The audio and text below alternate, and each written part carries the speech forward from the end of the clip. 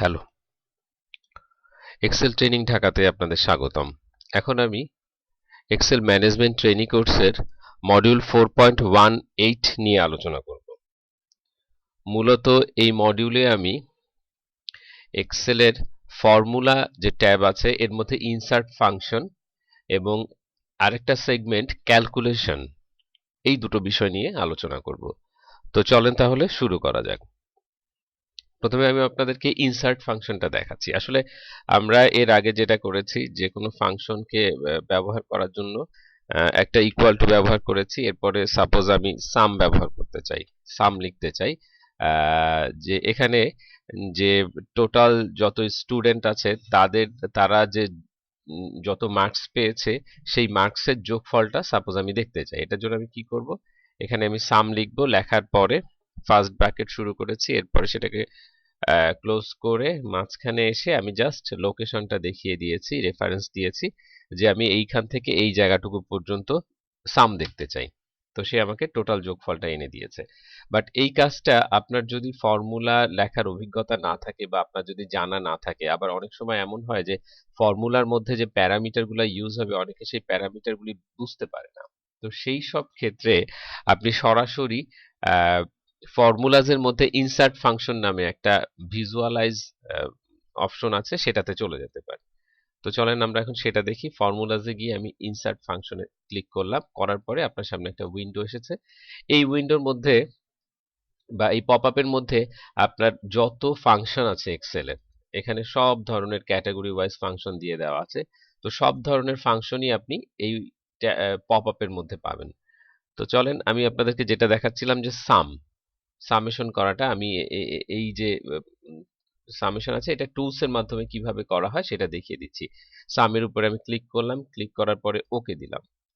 ওকে দেওয়ার পরে ও আপনাকে একটা স্টেপ বাই স্টেপ সামনের দিকে নিয়ে যাবে।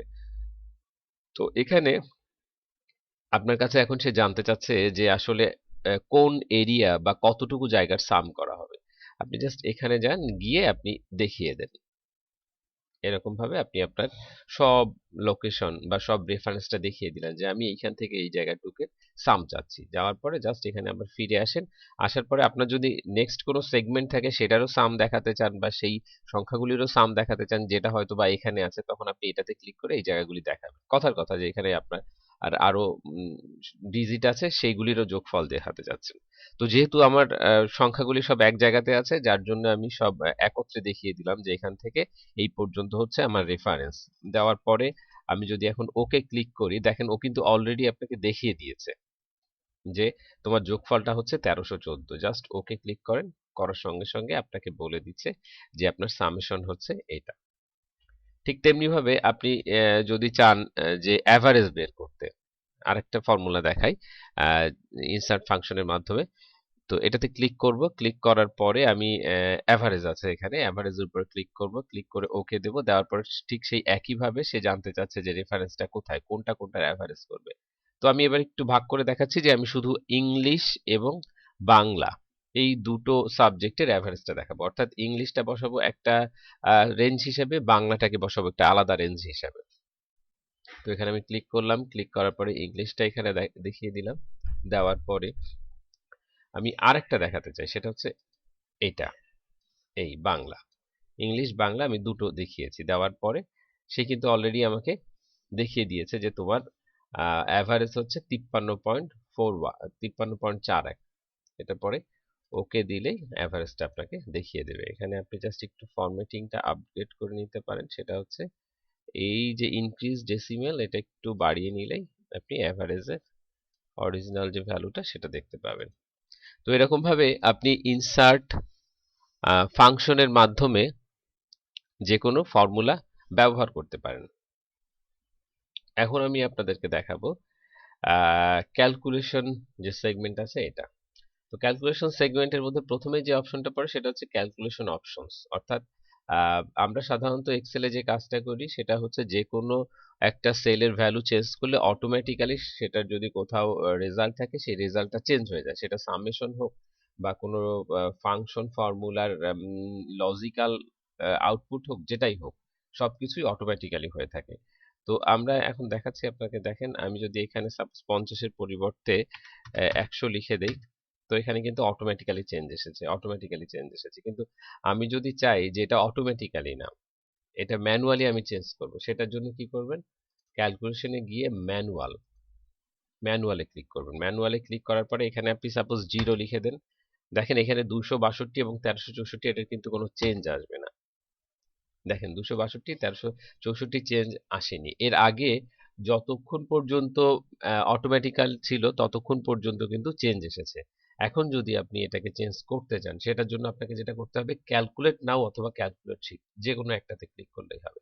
তো আমি ক্যালকুলেট নাও এ ক্লিক করছি, দেখেন চেঞ্জ হয়ে গেল। এরকম ভাবে আপনি ক্যালকুলেশন যে অপশনটা আছে এটাকেও আপনি ব্যবহার করতে পারেন। এই সবকিছুই আপনি কিন্তু শর্টকাট কি এর মাধ্যমেও ব্যবহার করতে পারেন। তো সাপোজ এখানে যদি আমি 50-এর জায়গায় 100 দিয়ে দিলাম, 100 দিয়ে দিলাম, এবং এখন আমি চাচ্ছি শর্টকাট কি এর মাধ্যমে এটাকে ব্যবহার করতে, ক্যালকুলেট নাও। খুবই সিম্পল, জাস্ট একেবারে কিবোর্ডের উপরে থাকে F1 F2 F3, ঠিক তেমনি F9 যেখানে আছে সেই F9 কিটা আমি প্রেস করে দিলাম। প্রেস করার সঙ্গে সঙ্গে দেখেন এখানে ক্যালকুলেশনের কাজটা শেষ হয়ে গেল। অর্থাৎ এখানে যদি আপনি এখন আবার 200 বসান, 200 বসিয়ে যদি আপনি এখানে F9 প্রেস করেন,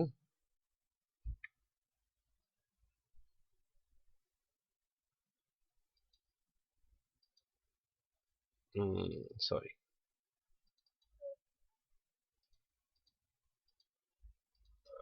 একটু বুঝতে পারছি না ঠিক আসলে হচ্ছে কিনা।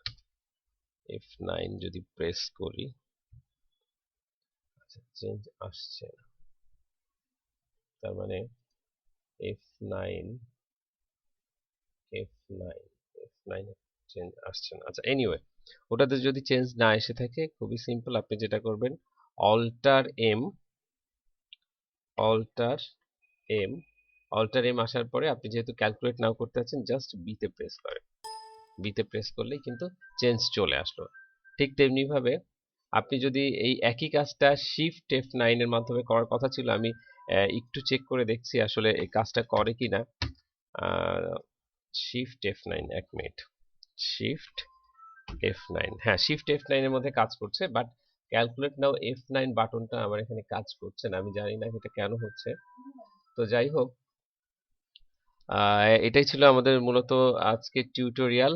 এতক্ষণ আমাদের সঙ্গে থাকার জন্য ধন্যবাদ।